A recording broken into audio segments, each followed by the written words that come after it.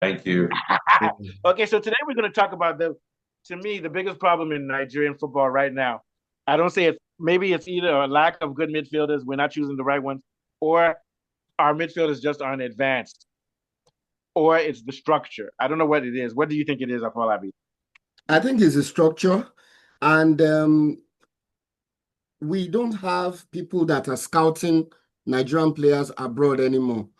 We seem to feel that any game we have, it's only going to be Wilfred Ndidi and Alex Iwobi.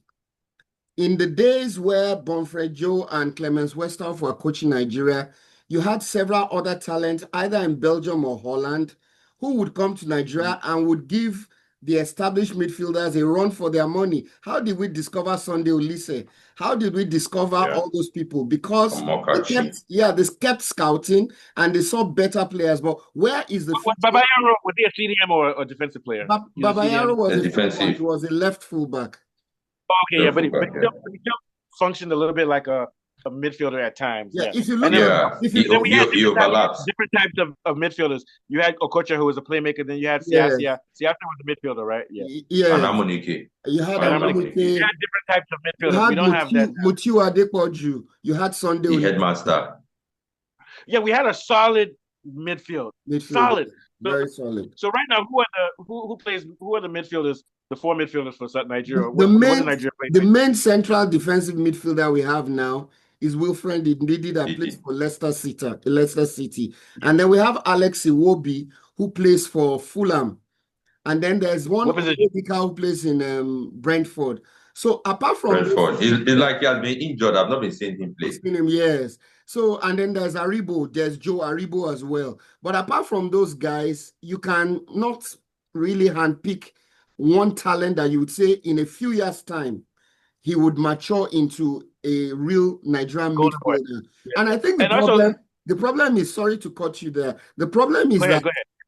our under 20 and under 16 talent pool is not existing anymore. That is where the talent comes from. Usually when we do well at under 20, then this guy metamorphosed to the Super Eagles team. Look at Wilson Oruma, Kanu Nwankwo, and all of them. Those guys that won Even at Osimhen was a high Osimhen, school yeah. scorer in yes, under 20. Osimhen too. So if we're not able to develop the under 20 team, then where are we going to get midfielders that will replace the Wilfred Mr. Ndidi Folabi, and stuff? Mr. Folabi, there are some factors. Number one, the age limit or the age. They don't say their real age. When Yeah, somebody that will tell you that he's 20 years, meanwhile he's about 30 something years, like Philip Osondu. When they after Canada that one is 87 my or so, grandpa. My they grandpa. said, hey, they bought a young boy, small boy that would play before. Instead of him to grow tall, he was just growing round and round. Yeah, So if a player that tells you he's 17 years, he's 18 years, meanwhile he's maybe 25 years or 30 years, 30 something, and he plays for 2 seasons, 3 seasons. See, one thing about life is that you cannot cheat nature. The only thing that keeps them going and fit is yeah, because of the training they do. That is why you see them. But when you don't keep to your real age, it will always show. Number one, you will not be energy, you will not be what's it called? You will not have that pace to return and recover because age will be telling on you. So this is one of the factors that's killing. You see, if you know what I'm talking about, if you go to some secondary Oh, I know, schools, I know. And see, look Mr. at Worry, 16, 17 years the old boy problem there is children. that You those see, guys are good, right?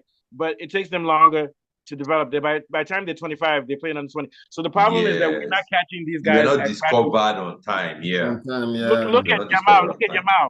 By the time Yamal was 15, he was already one of the best players in the world, even before. You understand what I'm saying? Look at Kubasi for Spain, central defender. The guy is 16 years old, 17. So the idea is that we're not catching them young enough and giving them the training. Then True, now that true. a lot of these children are now born in Europe, they just play for Europe. Mm-hmm. You get my point? Yeah, Yeah. And yeah, you won't blame them absolutely. if they don't represent I Nigeria I don't blame them at all. because I don't of blame. so many things happening in Nigeria. Number one, they don't value human life. Number two, the welfare of the players. Number three, security. Before you know, somebody can come and before you know, hey, this guy he has been in Europe for long, he has plenty of money. Anything can happen. Or if they don't go for the person directly, might go for his family member. So you don't blame them. Some of them when they get injury, they are abandoned. So there are so many factors concerning Nigerian football. Like what Mr. Falabi said, if we can get good scouts that can travel wide and far, look out for these boys. You are not the same thing. What is happening in Super Eagles is Same just thing like with what is happening Westerhoff. That's what in he did. Arsenal. Yes, because if you watch now, most African teams or coaches, Nigeria will repeat the same player, so they know how to play. It's very easy for them to study our game and cut us out. But if you have different players, you can never tell which one you will use. But you continue repeating your players, it is very predictable. So I think we need to do a grassroots football, catch them young. So I feel like, are there any Nigerian midfielders who are eligible for Nigeria that you see on the radar who haven't played for the Eagles yet? Yeah, there are a few. There's one guy that plays for Lazio in Italy, Fisayo Bashiru. So he's one guy that I feel we should scout. And of course, there's Anthony Dennis too that plays in Turkey. So, but nobody usually goes to see these guys to see if they can fit into the national team. Another important thing is that Nigeria doesn't make these players feel valued. So they don't look forward to playing for the Super Eagles. Unlike in those days, you look forward to playing for the Super Eagles. Nigeria makes you feel valued. But nowadays, when they spot talent, they prefer to nationalize for another country and go and play. I mean, look at Ebere Chieze, who is in Crystal Palace in England. He prefers to play as an England international because he feels valued. That's another problem we're having. Most of the Nigerians, they want to play for the country of where they're playing. We're lucky that he will be playing for Nigeria. We're lucky. Nigeria is not treating them properly at all. So that's another problem we're facing. The influence of like will be playing for Nigeria. But I don't blame them. If you live in England and play for London, money day. Coming to Nigeria. Even he sounds like a British man. You think Saka will come and play for Nigeria? No. It won't happen in a million years. but you know what's about Saka is that he comes to Joshua. Don't forget where you're from. He comes to Nigeria. The guy is true Nigerian. It's really Yeah. Anthony Joshua comes to Nigeria. And Okro. Yeah. So those guys are good. Okay, so guys, this is a short show because we're running for time. But so we're going to continue this next week. We're going to focus more on looking up for the qualifiers and making some predictions for what's going to happen with that. Any last thoughts, Warif, about our midfielder crisis in Nigeria and in general development of the sport? Yeah. Well, if we need to get more players, more midfielders, and more footballers in general, we need to down the grassroots.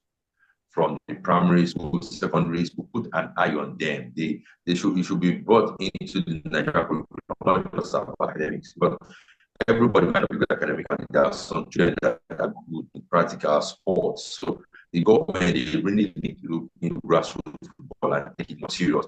And like what he said, we need to start for more players, not just in England, France, Italy, Spain. We need to go to Denmark, Sweden, even Turkey. See what the Semen is in Turkey. But those people are saying because it was Turkish. But Semen can perform anywhere. You're breaking. I thought it doesn't sound like he's breaking. Yeah, a little bit. You got to come closer to this. Maybe you have on speaker or something. But it's okay. Don't worry about it. Can you hear me now? Yeah, that's better. Yeah, so let's round it up.